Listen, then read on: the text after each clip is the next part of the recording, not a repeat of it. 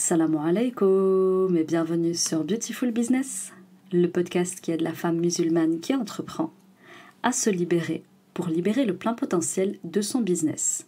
Je suis Ikram, coach mental, et dans ce 33e épisode, nous allons parler des peurs dans l'entrepreneuriat. La peur de réussir, d'échouer ou bien encore de manquer. L'entrepreneuriat vous met face à vous-même et ce qui vit au plus profond de vous-même, notamment l'émotion de la peur, qui est l'émotion la plus primitive chez l'être humain. Il faut savoir, les filles, que l'entrepreneuriat est avant tout une expérience humaine. Elle est donc naturellement entourée de beaucoup de peurs, des peurs que nous ne vivons pas tous dans la même intensité, ni dans les mêmes proportions, suivant effectivement notre nature, notre rapport à nos émotions, ou bien encore ce à quoi nous réagissons intérieurement.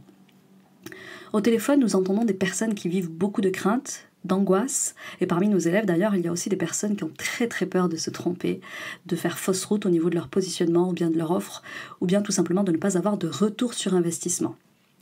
C'est des personnes qui tenteront très souvent d'aller chercher du réconfort auprès des uns et des autres, de se former notamment pour apaiser leur peur en se disant que, en étant si bien formées, elles ne risquent rien, ou bien elles vont encore tenter d'imiter ce qui marche bien pour les autres en espérant les mêmes résultats sur elles. En fait, les filles, il faut savoir ici que aller chercher la validation des autres ne fera pas taire vos peurs, parce que c'est vous qui avez besoin de croire et d'accepter qu'Allah orchestre tout pour vous et qu'il vous éduque à travers l'émotion de la peur. Vous former vous permet de rationaliser beaucoup, mais tant que vous resterez binaire, ça ne fonctionnera pas davantage. Et aller copier ce qui marche bien chez les autres ne vous garantit absolument pas que ça fonctionnera pour vous. Donc ici, ce qui se passe pour vous en réalité, c'est qu'il y a un manque d'éducation émotionnelle, souvent aussi un manque d'intelligence financière, notamment pour les personnes qui craignent de manquer. Et il faut ici aller questionner d'où viennent ces peurs et où est-ce qu'elles prennent racine dans vos vécus respectifs auxquels vous êtes justement en réaction dans vos business et qui viennent faire justement un très gros zoom sur ce qui vit déjà en vous. Et juste, ça sonne beaucoup plus fort parce que vous êtes dans quelque chose qui est important pour vous. Ce qui se passe quand vous avez peur, c'est que souvent vous êtes prise de paralysie. La peur, elle peut aussi générer beaucoup de colère. Elle peut aussi comprimer le savoir et bloque l'accès au néocortex. Et ça, c'est la partie la plus handicapante pour vous. Ça vous rend donc impuissante dans ce que vous initiez, ça vous fait prendre des choix irrationnels, vous avez une perception très binaire des choses et des personnes, vous en devenez inefficace. Et en fait, ici, il va falloir faire notamment un travail de retour à soi, un travail de compréhension de votre rapport à vos émotions, notamment à l'émotion de la peur, et revenir aussi à votre histoire pour comprendre à quoi ça vous renvoie. Qu'est-ce qui se joue en vous à chaque fois que l'émotion de la peur s'enclenche en vous. Et vous allez voir que notamment ce qui va vous aider, c'est d'apprendre à développer un rapport spirituel à la peur, Inch'Allah. Donc ici, ce qui va changer pour vous, c'est qu'une fois que vous aurez fait ce travail, notamment ce premier travail que je vous propose à travers l'écoute de cet épisode de podcast, c'est que vous allez pouvoir embrasser une peur beaucoup plus mesurée, empreinte de sagesse et moteur de résolution, qui va devenir en fait un carburant stimulant qui vous propulse au lieu de vous brider et de brider vos potentialités. Alors justement, la question à laquelle on va tenter de répondre au cours de cet épisode, c'est comment éduquer nos peurs d'entrepreneurs. La première chose que je vous propose d'aller voir, c'est justement d'aller examiner votre rapport à la peur. Ensuite, on ira voir quelles sont vos réactions face à la peur, pour terminer par comment développer un rapport spirituel à la peur. Alors, commençons par un petit travail de définition. Vous le savez, c'est mes maniaqueries, ça. J'aime beaucoup définir les notions pour qu'on parle bien de la même chose. Et ici, l'émotion de la peur, elle se définit comme étant l'émotion qui accompagne la prise de conscience d'un danger, d'une menace. Ensuite, on retrouve aussi que c'est une émotion qui saisit quelqu'un dans une occasion bien précise. Et là, je vais m'y arrêter un petit peu, si vous le permettez, avant de rentrer dans le vif du sujet. Dans la première définition que je vous ai donnée, donc, c'est une émotion qui accompagne la prise de conscience d'un danger ou bien d'une menace. Donc là, ici, il y a le mot « accompagner ». Donc en fait, vous êtes en train de vivre une situation et cette situation est accompagnée d'un vécu intérieur, d'une expérience émotionnelle intérieure qu'est la peur. Et pourquoi est-ce qu'elle est là ? Parce que vous prenez conscience qu'il y a un danger, qu'il y a une menace, réelle ou avérée, réelle ou supposée, pardon.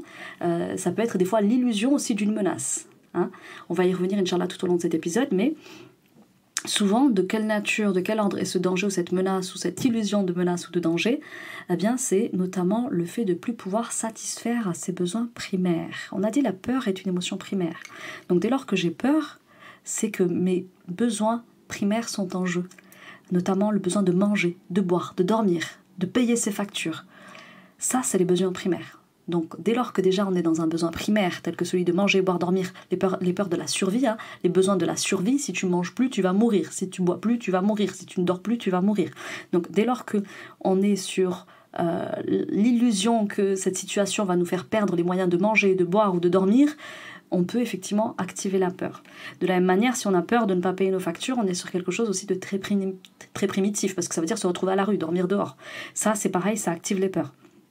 Il y a également d'autres peurs qui sont peut-être moins primaires, mais qui existent quand même bel et bien. Nous, on le voit avec nos élèves et les prospects que nous avons au téléphone, qui nous disent « J'ai peur que si je ne réussis pas, de ne plus avoir l'approbation de mes parents, que j'ai toujours réussi à satisfaire par la réussite, de perdre la reconnaissance, l'estime des autres, mais aussi de prendre un certain positionnement vis-à-vis de ses abonnés, et donc de ne plus être aimé par son audience ou bien par ses clients. » Voilà, il y a des sujets aussi comme ceci que nous avons au téléphone. Donc dès lors que vous êtes dans une situation où vous craignez de ne plus pouvoir satisfaire à vos besoins primaires ou bien secondaires, à savoir les besoins d'ordre physiologique, manger, boire, dormir, le besoin de sécurité matérielle et émotionnelle, c'est-à-dire de pouvoir payer vos factures et d'être en paix à l'intérieur de vous-même, le besoin d'amour de la part des autres, de reconnaissance de la part des autres, tout ça, tout ce que je vous décris ici, c'est la pyramide des besoins d'Abraham Maslow. Je vous y renvoie, puisque je ne vais pas détailler davantage, même si on va développer autour de ça. Et là, ce qu'il faut retenir, c'est que plus le besoin primaire que vous avez peur de ne plus satisfaire est en jeu, plus la peur, elle est grande et intense. Mais il n'y a pas que ça qui justifie l'intensité de la peur et la proportion dans laquelle vous la vivez. La deuxième chose sur laquelle j'avais envie de m'arrêter au niveau de la deuxième définition, c'est que c'est une émotion qui saisit quelqu'un dans une occasion. Donc, saisir, là, ça m'intéresse énormément. C'est-à-dire que la peur se saisit de vous. Vous êtes saisi, pris en otage par la peur. Donc la peur, c'est une émotion, et vous verrez au cours de cet épisode que l'émotion est une créature d'Allah subhanahu wa ta'ala par laquelle il nous éprouve, et je vais justement l'aborder dès cette première partie, Inch'Allah. Rentrons dans le vif du sujet, votre rapport à la peur. Alors, il faut savoir que notre rapport à la peur, il est de deux types principalement. Il y a une peur, un rapport à la peur qui est très individuel et très lié à soi, et il y a la peur, votre rapport à la peur qui est lié au groupe, à la collectivité. Alors, premièrement, commençons par votre rapport très individuel et très personnel à la peur. Alors, il faut savoir que les êtres humains, pour ceux qui connaissent mon travail, c'est une révision, mais ça fait toujours du bien de s'en rappeler, c'est que l'être humain, il est doté de 4 émotions de base, voilà, que nous portons tous en nous et qui s'activent, telles que la peur, la colère, la tristesse et la joie. Nous avons tous ces 4 émotions dominantes. Moi ici, celles qui vont m'intéresser, c'est surtout la peur, la colère et la tristesse. Et là, l'exercice que je vous propose de faire dès maintenant, c'est de vous demander quelle est celle qui domine le plus chez vous. Moi, typiquement, c'est plutôt la colère. Je peux très facilement rentrer dans la colère. Pour d'autres, c'est la peur. C'est-à-dire que dès qu'une situation se présente à elles et qu'elles ne savent pas maîtriser et que leurs besoins primaires sont en jeu, c'est la peur qui s'enclenche.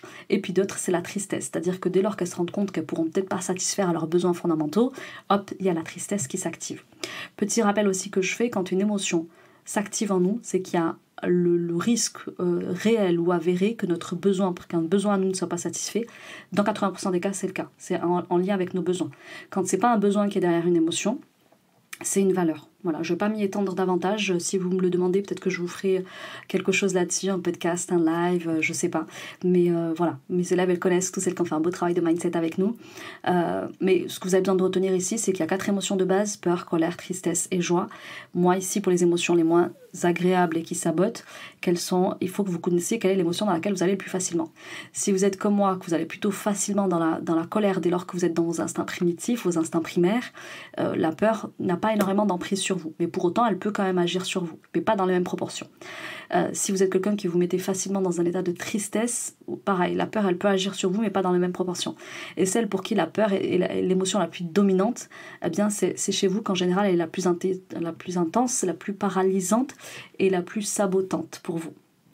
Donc, quelle est l'émotion chez vous qui domine le plus?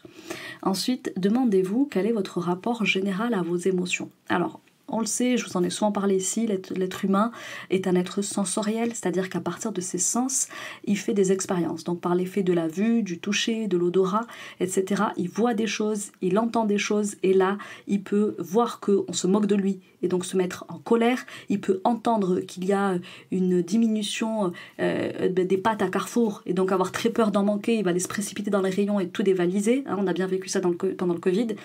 Donc, nous avons tous un rapport différent à nos émotions parce que nous sommes des êtres uniques, faisant donc une expérience sensorielle unique, c'est-à-dire qu'on peut tous avoir la même information qu'il y a plus d'huile chez Carrefour sans pour autant aller se jeter sur les rayons à Carrefour. Attention, je ne juge personne, c'est juste là pour vous présenter un exemple qui parle à tout le monde. Donc certaines elles vont entendre cette information, elles vont courir au supermarché parce qu'elles ont très très peur, et d'autres comme moi personnellement, dès qu'on dit qu'il n'y a plus d'huile, etc., je cours pas à Carrefour parce que je marche beaucoup à l'émotion de la colère, pas tellement à l'émotion de la peur. Donc c'est à vous de vous connaître pour savoir à quoi est-ce que vous réagissez et quel être sensoriel vous êtes.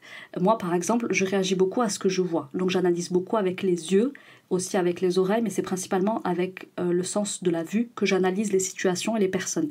Donc je peux parfois rentrer effectivement dans une interprétation qui va me faire vivre une expérience émotionnelle très intense et qui va faire que je rentre dans la colère ou bien dans la peur ou bien dans la tristesse. Donc sachez-le, nous sommes des êtres sensoriels. Par nos sens, nous faisons du coup une expérience émotionnelle parce que du coup je vois qu'on est en train de me prendre pour une débile. Résultat, je me mets en colère. Donc c'est par l'effet d'un sens que je rentre ensuite dans la colère. En réalité, c'est plus complexe que ça, mais pareil, j'ai pas le temps de m'y arrêter, c'est pas le but de mon propos du jour. Mais comprenez que ça se passe par des sens, ensuite ça crée une émotion. Et une fois que l'émotion elle est là, il faut savoir que nous, en tant que femmes, on est particulièrement sensible, donc très connecté à nos sens et donc beaucoup plus émotionnel que l'homme. Voilà, la femme, elle réagit beaucoup plus à ses émotions, elle est beaucoup plus en réaction par rapport à ses émotions. L'homme, il a toujours un temps de réaction plus grand face à l'émotion. Il est plus mesuré dans l'émotionnel parce qu'Allah nous a ainsi créé. Il a fait la femme particulièrement sensible et particulièrement émotionnelle, affective, etc. Donc elle est très très connectée à ses ressentis. Et parmi les femmes, il y a des différents degrés de femmes, différentes réactions émotionnelles et différentes intensités en tout cas dans la réaction émotionnelle. Et si vous êtes notamment parmi ces femmes qui ont une hypersensibilité, c'est-à-dire les sens qui sont hyper développés, eh bien vous pouvez vivre des expériences émotionnelles très intenses parce que votre sens de la vue est décuplé, parce que votre sens de l'ouïe est décuplé, et donc vous faites une expérience sensorielle plus forte, et donc forcément l'émotionnel est plus fort aussi. Donc là ici, la question que vous devez vous poser, c'est quelle est mon émotion primaire de base à laquelle je réagis le plus, la peur, la colère, la tristesse. Si c'est la peur, sachez que si vous êtes quelqu'un qui est hypersensible et que vous n'avez pas fait de travail d'intelligence émotionnelle, vous devez souvent vivre dans de l'anxiété. Cette anxiété, si vous la vivez de façon quotidienne, ça va se transformer en crise d'angoisse. Et là, on risque d'atteindre un niveau pathologique. C'est pareil avec la colère. Si je me mets tout le temps en colère, je risque de devenir une personne haineuse, et puis pour finir par être une personne rageuse, qui va devenir aigrie et qui va juste être imbuvable et infréquentable. Pareil pour la tristesse. Si je suis une personne qui vit souvent de la tristesse et qui ne fait pas un travail d'éducation de mes émotions, notamment parce que je suis hypersensible et que je vis les choses très intensément, à force de tristesse répétée quotidienne et à une fréquence très très rapprochée, je risque de devenir une personne qui vit des épisodes de déprime pour finir dépressive. Et là, pareil, on est dans la pathologie, et là, il faut une véritable prise en charge. Donc, n'attendez pas d'en arriver à ce stade pour faire un travail d'éducation émotionnelle. Là, je m'adresse à l'entrepreneuse que vous êtes, mais ça s'adresse en réalité à tout le monde. Allah nous a donné des sens, il nous a donné des émotions, mais c'est à nous de les canaliser, de les éduquer, et ça, c'est un travail de l'éducation de la nefs en réalité. Donc, nous y sommes tous astreints. Maintenant, on ne part pas tous du même pied d'égalité. Et sachez que, petit réconfort pour les hypersensibles que vous êtes certainement, pour celles qui écoutent beaucoup mes épisodes et qui sont concernées par les émotions, c'est un cadeau, l'hypersensibilité, parce que ça permet de percevoir des choses au-delà de l'apparent. Et donc, spirituellement, ça ouvre une belle brèche spirituelle, et souvent, c'est des personnes qui trouvent beaucoup de refuge dans la spiritualité et canalisent beaucoup grâce à la verticalité dans leur vie. Néanmoins, c'est aussi un djihad, parce que le travail au niveau émotionnel, il est 2 fois plus grand, mais il se fait très bien. Et tout à l'heure, Inch'Allah, j'en parlerai. Donc, quelle est votre émotion dominante? Quel est votre rapport à vos émotions? Est-ce que vous avez une émotion, un état émotionnel qui par prédisposition, parce que hypersensible, vous avez une intensité plus avec les émotions? Et ensuite, sachez, et c'est là que je vous propose d'accepter, je vous invite à accepter que la peur est une émotion que tous nous vivons. Même si moi, par exemple, c'est plus facilement la colère qui se déclenche, pour d'autres, c'est plus la tristesse. Pour autant, je fais aussi l'expérience de la peur comme tout un chacun. Et ça, vous le trouvez dans le Coran al-Karim, Surat al-Baqarah, verset 155. Allah nous dit, très certainement, nous vous éprouverons par un peu de peur, de faim et de diminution des biens, de personnes et de fruits. Et fait la bonne annonce aux endurants. Donc vous voyez, Allah subhanahu wa ta'ala, nous prévient ici que vous allez être éprouvés. Et la première épreuve sera pour toi la peur. Pas la faim, pas la diminution des biens, ni des personnes, ni des fruits. Mais la première chose avec laquelle je vais t'éprouver, c'est la peur. Ensuite, par la faim. Et puis après, les biens. Et puis après, il va te réduire aussi le nombre de personnes autour de toi. Et puis, il va te diminuer aussi en fruits. Donc, ici, il te propose juste après d'être quoi? D'être endurante. Et fais la bonne annonce aux endurants. Soyez endurants. Il va y avoir de la peur. Il va te diminuer dans ta faim. Tu vas être éprouvé. Ou il va te donner au contraire beaucoup à manger ou pas beaucoup à manger. Il va te donner beaucoup de richesse et puis après il va te diminuer. C'est Allah qui restreint et c'est Allah qui élargit la richesse des uns et des autres, qui restreint l'entourage ou l'élargit, etc., etc. Donc, ça fait tout simplement partie de l'expérience humaine que d'être éprouvé par la peur. Ça fait partie du test qu'Allah nous fait passer ici-bas et il évalue juste comment chacun y réagit. Et qu'est-ce qu'il évalue? Est-ce que vous vous souviendrez? Est-ce que vous allez vous souvenir de lui et chercher refuge auprès de lui? C'est toujours une histoire de retour à lui. Avec chaque émotion, Allah veut le retour vers lui. Je l'avais très bien expliqué dans un audio podcast pépite sur mon canal Telegram que je vous mets en description de l'épisode du jour. Je vous disais, Allah, il nous fait revenir auprès de lui, par nos larmes et par nos épisodes de joie, par nos sourires. Donc Allah, à travers toutes les émotions qu'il a créées, qui sont donc ces créatures, ce qu'il veut de nous à ce moment-là, c'est le retour à lui. Si je suis heureuse, je remercie. Si je suis en peine, je recherche refuge auprès de toi, ya Allah, en espérant des jours meilleurs. Donc, c'est auprès d'Allah que doit se faire votre retour. Il vous donne des prétextes pour plus facilement revenir à lui. Et donc, sachez que c'est lui qui crée, qui approuve les situations pour vous. Et c'est aussi lui qui a le pouvoir de les apaiser et d'éloigner tout mal de vous. Donc, si vous êtes dans une émotion de peur, allez faire 2 unités de prière en cherchant tout de suite le refuge auprès d'Allah subhanahu wa ta'ala. Et quoi de mieux que la salade pour se rapprocher de son créateur et pour chercher refuge auprès de lui. Et ensuite, demandez-lui une issue tout en mettant ensuite en place des causes. Mettez en place des causes. Si effectivement vous aventurez dans l'entrepreneuriat comme ça, en mode roue libre, on va y aller au talent, ah oui, tu risques de manquer, tu risques de perdre, tu risques d'échouer ou tu risques de réussir et de ne pas savoir gérer la réussite. Donc, mettez en place toutes les causes spirituelles et les causes mondaines. Donc, j'ai l'ambition d'un projet, je consulte déjà Allah subhanahu wa ta'ala. 2, une fois que j'y suis et j'ai un petit peu peur, j'invoque Allah subhanahu wa ta'ala de préserver du mal de cette chose et de m'en donner que le bien. Et si ce mal se présente à moi, je demande à Allah de le dissiper, de renverser la situation, de l'éloigner de moi, de me rapprocher de personnes qui vont m'être utiles. Pourquoi pas aussi, du coup, te faire accompagner dans ton projet pour savoir exactement comment orchestrer ton entreprise, comment l'édifier pour que ce soit une entreprise viable et durable. Donc, mettez en place des causes spirituelles en premier et ensuite des causes mondaines. Et les causes mondaines, ça consiste notamment à édifier un projet solide qui va vous préserver dans vos biens, dans votre personne, etc., etc. Et attention justement à l'émotion de la peur qui vous dirige de l'intérieur, qui vous saisit de l'intérieur, parce que Shaitan va s'en servir contre vous. J'en ai déjà parlé dans un épisode sur le West, donc je ne vais pas y revenir, mais pour autant ça a tout à fait sa place ici. Là, j'avais surtout envie de vous parler justement du rapport collectif à la peur. Donc, nous avons un rapport individuel à la peur, mais nous sommes des êtres sociaux vivant dans une société, dans plusieurs communautés. Voilà, la communauté musulmane, la communauté au travail, la communauté des réseaux sociaux, etc., etc. Il faut savoir que l'être humain aujourd'hui, il est hyper connecté. Il est hyper connecté aux médias, avec les médias sociaux notamment, aux politiques, aux marketeurs. Tout ça, c'est des communautés qui peuvent semer en vous de la peur, qui peuvent mettre en vous des peurs qui au départ ne sont pas à vous. Sauf que nous sommes des musulmans et les musulmans sont la communauté du courage, de la bravoure. On ne craint qu'Allah subhanahu wa ta'ala. On ne craint ni les gens, ni les personnes, ni les situations. On ne craint que notre créateur et on revient toujours à lui. Donc moi ici, ce que je propose à ces personnes-là qui se laissent facilement manipuler par les médias, par les politiques, par les marketeurs, c'est d'éteindre vos télés, d'éteindre vos écrans et d'allumer vos cerveaux et de lire son livre. La peur, elle est naturelle, elle est une créature d'Allah subhanahu wa ta'ala par laquelle il nous éprouve. Et justement, c'était un verset que je voulais vous citer, c'était la sourate, j'ai noté le verset, j'ai pas noté la sourate. Il me semble que c'est la sourate 50, le verset 43, dans lequel Allah, voilà, c'est la sourate les étoiles, An-Najm. Allah nous dit dans le verset 43 et que c'est lui qui a fait rire et qui a fait pleurer. Donc je vous le disais, c'est Allah qui provoque vos larmes et c'est Allah qui provoque vos sourires. Pourquoi? Pour un retour à lui. Si j'ai un sourire béant, je vais aller remercier. Je vais faire nawafil de la satisfaction. J'en ai parlé dans un post Instagram.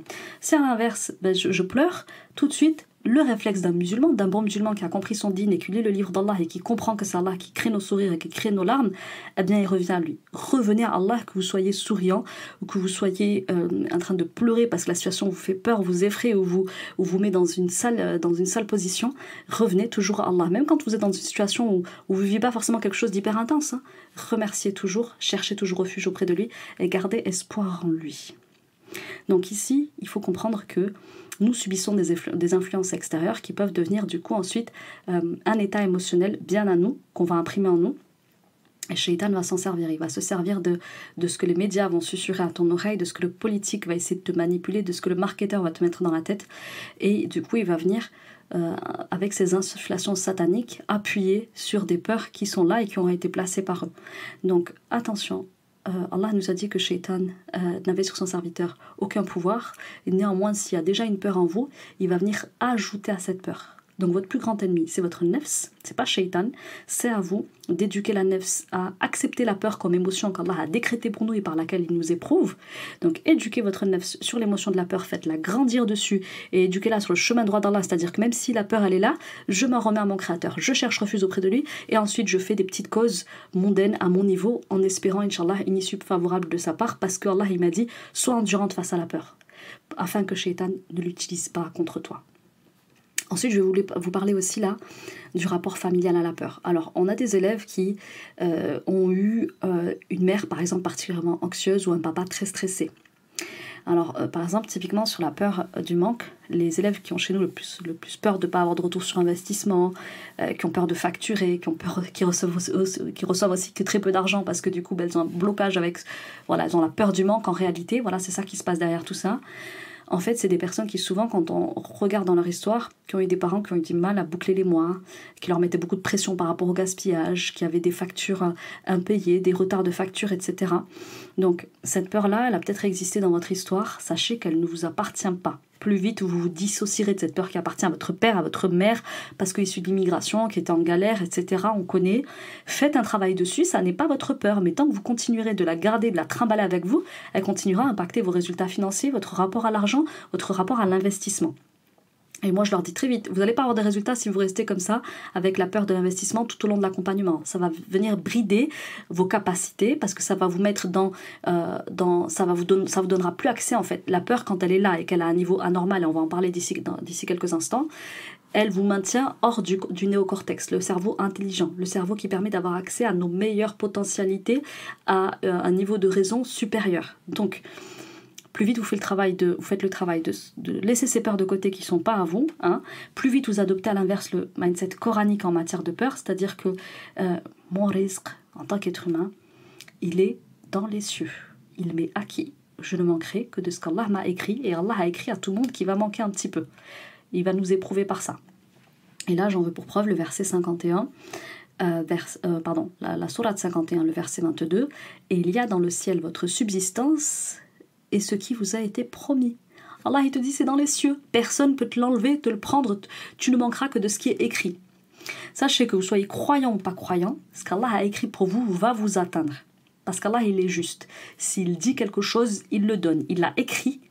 Il l'a écrit avant la création des cieux et de la terre. Que cette personne, sa part de rizq, c'est ça. Eh bien, ce sera ça. Il n'y aura pas moins.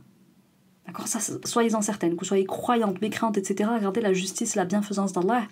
Il donne quoi qu'il arrive. Ce qui vous a été promis vous atteindra. Donc, ce qui vous manquera, c'est que ce qui a été prévu comme épreuve pour vous, tout simplement. Et Allah ne faillit jamais à sa promesse. Donc, c'est votre job ici spirituellement, d'avoir la certitude, le yaqin de ça. Sinon, la peur du manque ou n'importe quelle autre peur continuera de se saisir de vous. Et alors là, la peur qui était au départ qu'une petite créature créée par Allah et par laquelle il t'éprouve, c'est elle en fait qui va prendre le contrôle de toi, alors que ton cheminement spirituel est de venir elle la contrôler, parce qu'Allah a fait que nous sommes sa plus grande créature, celle qui porte en elle le souffle divin, celle qui est dotée d'une intelligence extraordinaire. Et si tu n'arrives pas à maîtriser ta peur, alors c'est elle qui va te maîtriser et qui va se saisir de toi et te contrôler. Et là, tu n'auras pas fait le travail en fait d'éducation de la nefs, et c'est là ta plus grande perte en réalité. C'est même pas l'entrepreneuriat, on en reparlera tout à l'heure. Alors justement, maintenant on va aller se parler de vos réactions face à la peur. Alors, donc là on a parlé du rapport individuel à la peur, du rapport collectif à la peur. Là maintenant j'ai envie de vous parler de vos réactions personnelles à la peur. Nous ne réagissons pas de la même manière face à la peur. Et la première chose que j'avais envie de voir ici avec vous, c'est ce à quoi vous réagissez face à la peur. La plus grande peur de l'être humain, c'est la peur de la mort. Pourquoi ? Parce qu'Allah a mis en lui un mécanisme de survie. Ce qu'on veut à tout prix, c'est vivre et éviter de mourir. Donc souvent, derrière la peur, en réalité, il y a le mécanisme de survie qui veut nous protéger de la mort. Donc ce dont on a le plus peur en tant qu'être humain, c'est de mourir. Ce qui peut nous arriver de pire, c'est de mourir. En tout cas, de façon inconsciente, ce mécanisme interne, c'est cette peur-là qui crée. Donc en réalité, quand vous avez peur de mourir, vous avez peur de réussir, vous avez peur d'échouer, en réalité, si on questionne pourquoi tu as peur, pourquoi, au moins si pourquoi, on va arriver à j'ai peur de mourir en réalité. Donc, quand on regarde bien et qu'on rationalise vos situations, jamais vous allez mourir par rapport à ça. J'ai jamais encore vu personne mourir de l'entrepreneuriat. Voilà, c'est pas en tout cas de façon directe. Donc, ici, effectivement, ce qui peut se passer pour cette personne-là, c'est qu'elle a des situations qui lui ont activé la peur de la mort et qui font qu'aujourd'hui, elle a un rapport, ou en tout cas une réaction disproportionnée, irrationnelle et très binaire face à la peur. Donc, c'est-à-dire que dès que la peur s'active, elle réagit comme si elle était face à un danger de mort, alors qu'en réalité, il n'y a pas de risque de danger de mort imminente. Exemple, on a des femmes au téléphone qui veulent prendre notre coaching et elles vont dire « mais mon mari, il va me tuer si j'investis. Et en plus, si je me rate encore une fois de plus, ah ben là, ça va être terminé, il va vraiment me terminer, me tuer. » Ok. Donc ici, il faut savoir que personne n'est effectivement mort par la cause de l'entrepreneuriat. Ça n'existe pas, sauf cas très exceptionnel ou bien criminel. L'entrepreneuriat n'a pas le pouvoir de vous tuer. L'entrepreneuriat n'est pas synonyme de mort ou de mort. Il y a juste des causes, encore une fois, spirituelles à engager pour se protéger de tout mal, parce qu'il y a un très grand bienfait dans l'entrepreneuriat, c'est dans notre tradition musulmane que d'être entrepreneur, mais il y a également un mal dans l'entrepreneuriat, comme dans toute chose. Et donc l'idée, c'est d'abord de rechercher refuge auprès d'Allah subhanahu wa ta'ala en lui demandant si l'entrepreneuriat est un khayr pour nous, et a priori c'est dans notre tradition, donc c'est un khayr pour les musulmans d'entreprendre. Et deuxièmement, on demande à Allah de nous donner le bien de cette chose et de nous éloigner du mal que ça renferme. Parce qu'effectivement, l'entrepreneuriat peut générer des dettes, l'entrepreneuriat peut générer des situations d'exposition publique, etc., etc. Donc, protégez-vous par des causes spirituelles, et ensuite protégez-vous par des mécanismes mondains, tels que les mécanismes juridiques qui permettent notamment de séparer le patrimoine personnel et le patrimoine professionnel, donc des dettes de l'entreprise, de sorte que même si votre entreprise demain l'a endettée, ça n'affecte pas votre patrimoine personnel et donc votre maison, vos enfants, etc. Donc c'est à vous de bien ficeler votre projet, en organisant des causes spirituelles, ensuite en organisant des causes mondaines, notamment en se renseignant auprès de personnes qui s'y connaissent. Il y a des comptables, il y a des juristes, voilà, il y a tout un tas de personnes qui sauront très bien vous renseigner pour bien ficeler votre projet et ne pas du coup vous lancer à l'aveugle et prendre des risques inconsidérés. Parce que par contre l'islam vous dit de faire preuve de tawakkul, d'endurer face à vos peurs, mais il ne vous demande pas de faire des choix irrationnels, de faire des choix bêtes, des choix irréfléchis, absolument pas. L'islam s'adresse aux doués d'intelligence, aux doués de raison. Donc activez votre raison, engagez des causes qui vont vous permettre de protéger votre patrimoine et de bien ficeler votre projet.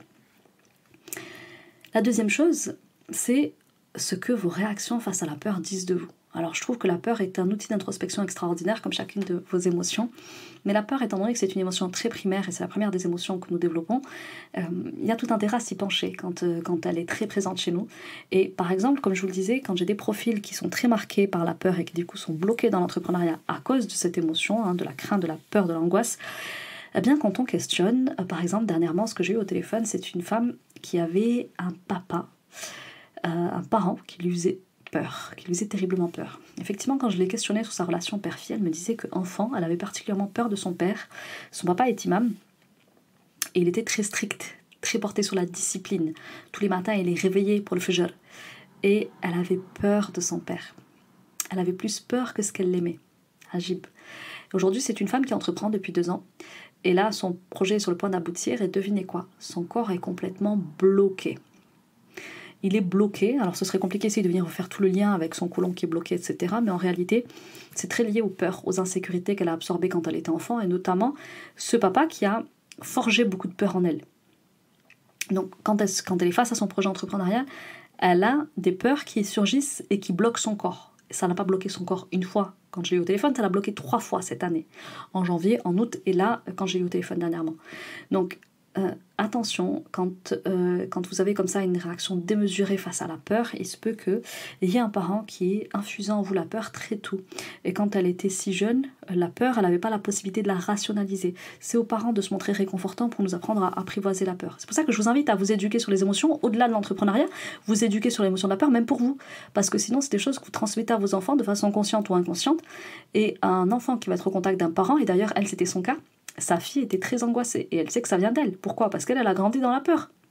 Donc forcément, ça donne à l'adulte qui ne sait pas gérer l'émotion de la peur et qui transmet ça à son enfant. Si entre-temps vous vous éduquez pas, vous avez plus de 40 ans et vous faites le constat que vous vivez encore dans vos peurs et dans vos insécurités d'enfant. Aussi, le deuxième cas que j'ai eu moi la semaine passée, justement aussi, c'était une personne qui avait eu un parent rigide. Donc elle, pour le coup, elle n'avait pas de parent qui faisait nécessairement peur, mais elle avait un parent, en l'occurrence une maman, qui était particulièrement rigide. Et en elle, ça a forgé aussi beaucoup d'insécurité parce que sa mère était très autoritaire, elle attaquait beaucoup, elle accuse beaucoup, elle blâme beaucoup. Et donc on a ici une femme qui est pleine de crispation intérieure, notamment de crainte. Quand je lui demandais pourquoi ton projet n'est pas lancé, parce qu'en fait, elle, c'est une personne qui est brillante, machallah, et elle en est parfaitement consciente, et elle me l'a dit, je sais que j'ai des capacités, voilà, c'est pas pour me vanter, mais je sais que j'ai des capacités. Là, aujourd'hui, j'ai démissionné, mon projet, c'est de faire le point sur moi et enlever toutes ces incertitudes que j'ai par rapport à ce que je veux, mais je sais qu'inévitablement je vais devoir retourner dans le salariat parce que voilà, j'ai encore des craintes. Et j'ai dit ok, alors celui qui t'a donné toutes ces capacités, tu penses pas qu'il est capable aussi de te donner ton risque avec ou sans le salariat ? Il se passe du salariat pour te donner ton risque, il est acquis. Donc là il y a un travail à faire au niveau de la crainte. Alors ok, cette maman, elle lui a injecté beaucoup de peur, et puis elle a eu un papa aussi qui a été profondément démissionnaire parce que là c'était une famille nombreuse et du coup il lui a pas donné l'affection et le temps qu'elle aurait voulu, donc elle n'a pas eu du côté de maman une maman rassurante qui permet de temporiser ses peurs d'enfant, au contraire elle lui en a créé, et du côté de son père, un père plutôt absent et qui l'a fait se sentir inexistante, donc elle est restée toute seule avec ses peurs qui ont été temporisées ni par papa ni par maman. Aujourd'hui c'est une adulte qui a plus de 30 ans et qui est paralysée par les peurs alors qu'elle connaît son potentiel et ses compétences. Donc ici, il va falloir travailler sur vos insécurités, les filles, pour vous consolider intérieurement. Sinon, vos projets à l'extérieur seront toujours avortés ou bien bloqués. Comment est-ce qu'on fait ça ? Par un travail de développement sur le plan spirituel. Développer un rapport spirituel à la peur, et j'en suis à ma troisième et dernière partie. C'est avec ça qu'on va clore l'épisode du jour. C'est effectivement un travail spirituel, développer un rapport spirituel à la peur. Première chose que je vais vous proposer, c'est effectivement de concevoir la peur comme une adoration. Et puis ensuite, on va se parler de la récompense justement d'apprivoiser la peur comme une adoration. Alors, ici, qu'est-ce que je veux vous dire ? Eh bien, je vais vous ramener à un concept coranique. Le concept coranique de taqwa, de crainte révérentielle. Quand on a une peur et qu'on ne la maîtrise pas sur le plan spirituel, ça peut très vite dégringoler pour vous. Comme je vous le disais, au-delà même de l'entrepreneuriat, c'est un problème pour vous dans votre première quête qui est une quête spirituelle, d'élévation spirituelle. Pourquoi ? Parce que quand on nourrit une peur terrestre, une peur animale, celle de mourir, une peur liée du coup à Dunya, eh bien on la fait grandir en nous. Et ce qu'on ne fait pas grandir pendant ce temps-là, c'est la crainte révérentielle. C'est-à-dire non pas la peur d'une chose, d'une personne ou d'une situation, mais la crainte d'Allah subhanahu wa ta'ala, le seul, unique, sans associé. Et ça, en fait, vous n'avez pas le droit. Vous n'avez pas le droit de laisser une peur terrestre grandir plus que de raison en vous. Il y a effectivement une peur normale et habituelle chez tout être humain. Nous ressentons régulièrement de la peur et cette émotion, elle est là pour une raison. C'est un mécanisme de survie qu'Allah nous a donné pour que, notamment, on puisse survivre et qu'on puisse notamment perpétrer la race humaine. Néanmoins, nous n'avons pas à la laisser devenir une peur qui relève de l'adoration. Parce qu'il y a la peur humaine, qui est normale de ressentir, et il y a la peur qui relève de l'adoration. Je vous parle souvent ici de tawhid. Et une des voies qui permet de concrétiser le tawhid, ça va être d'unifier sa peur.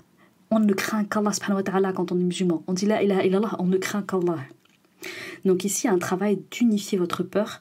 Sur quoi ? Sur la crainte révérentielle. On ne peut pas se dire musulman et craindre autre qu'Allah, ou associer autre à Allah dans sa peur. C'est-à-dire que j'ai peur d'Allah et j'ai peur de perdre mon argent. J'ai peur d'Allah et j'ai peur de mon mari. Non, tu n'as pas le droit de les mettre au même niveau. Tu as le droit de craindre de décevoir par exemple ton mari, mais ta plus grande peur, c'est de décevoir ton créateur. Voyez ? Donc, il y a une peur humaine, normale, qui convient de ressentir vis-à-vis des choses et des situations pour s'en préserver, pour préserver sa survie. Maintenant, la peur que vous devez développer, c'est un concept coranique qu'on retrouve beaucoup dans le Coran Karim, et une des causes qui permet notamment de développer la crainte révérentielle, c'est le jeûne. Allah nous a prescrit le jeûne pour qu'on développe notre taqwa, notre crainte révérentielle et notre piété. Donc, travailler à unifier la peur en faisant en sorte que ce soit la peur de sortir du chemin de la rectitude, de sortir du chemin droit, de sortir de l'amour d'Allah subhanahu wa ta'ala, de sortir de ces bonnes grâces. Voilà, c'est ça qu'on doit craindre. On doit craindre qu'Allah dans l'absolu et les choses mondaines de façon relative uniquement. Ça ne doit pas vous empêcher de dormir la nuit, ça ne doit pas vous empêcher de passer à l'action, ça ne doit pas vous empêcher de lancer un projet, d'aller au bout d'un projet, de commencer un projet, etc., etc. Si c'est le cas, vous êtes dans une crainte qui relève de l'adoration. Et qu'Allah nous en préserve, puisque vous avez commis ici une faute grave sur le plan spirituel, c'est que votre cheminement spirituel est actuellement défaillant et que vous devez vite vous reprendre là-dessus, apprendre à connaître votre créateur et à ne craindre que lui. Parce qu'en réalité, si vous craignez autre que lui, c'est que vous ne le connaissez pas bien. Et c'est que vous avez mis plus d'enjeux dans la chose que dans celui qui a créé cette chose pour vous, c'est-à-dire qui a créé cette épreuve pour vous. Et on s'en remet du coup au créateur de la situation, pas à la chose en elle-même. Et donc, qu'est-ce que ça va vous donner comme fruit? Le fait d'être dans la crainte révérentielle et pas dans la crainte matérielle, horizontale, etc. Eh bien, celui qui arrive à faire triompher en lui le concept de crainte révérentielle, de taqwa, eh bien, c'est celui-là qu'Allah va accompagner. Il va l'accompagner dans cette vie, il va le faire triompher dans ce monde et le faire réussir dans l'autre. Remplacez vos craintes par de la certitude, du yaqin, par de l'espoir en Allah subhanahu wa ta'ala. Essayez, vous verrez que ça donne de formidables résultats. On en a fini pour l'épisode du jour. Retenez que ces peurs quotidiennes qui viennent à vous, comme la peur de manquer, la peur de réussir ou bien la peur encore d'échouer, c'est totalement ok de les avoir à un niveau normal, à un niveau habituel, à un niveau humain. Néanmoins, vous ne devez pas, spirituellement, les laisser se saisir de vous au point de vous paralyser, au point de vous empêcher à trouver le sommeil récupérateur de la nuit. Sinon, c'est qu'elles vous ont mis en échec sur le plan spirituel, avant même de vous mettre en échec sur le plan entrepreneurial. Et croyez-moi, c'est bien plus grave parce que l'entrepreneuriat s'arrête à cette vie. Par contre, l'unicité, c'est ce que vous allez devoir produire quand vous allez rencontrer votre créateur. Ayez plus la crainte du bilan que vous allez produire quand vous allez rencontrer votre créateur avec les œuvres de l'ici-bas. Si votre crainte c'était de manquer, eh bien bon courage pour rencontrer Allah dans ces conditions. Ici, ce qu'il va falloir faire, du coup, c'est vous développer. Vous développer sur le plan d'intelligence émotionnelle. Et devinez quoi? On acquiert l'intelligence émotionnelle uniquement par l'acquisition de l'intelligence spirituelle. Puisque plus vite vous allez appréhender et imprimer en vous, dans vos esprits et vos poitrines, le concept de taqwa, le concept de yaqin et d'espoir en Allah uniquement, plus vite vous aurez fait de dissiper chacune de vos peurs, de balayer ces craintes et d'initier des projets en ayant la certitude qu'Allah va vous assister. On se retrouve la semaine prochaine, Inch'Allah, pour un épisode autour de la réalisation de sa performance entrepreneuriale et comment est-ce qu'on y parvient. Je vous invite à vous abonner à ma chaîne de podcast si ce n'est pas déjà fait, à noter l'épisode si vous avez apprécié, à le partager si vous sentez qu'il peut aider des personnes de votre entourage. N'hésitez pas aussi à le commenter pour me donner beaucoup de courage et continuer à en faire plein d'autres. N'hésitez pas aussi à me suggérer des sujets, je suis toujours très preneuse. Et je vous dis, passez une très belle semaine. À la semaine prochaine, Inch'Allah. Assalamu alaikum.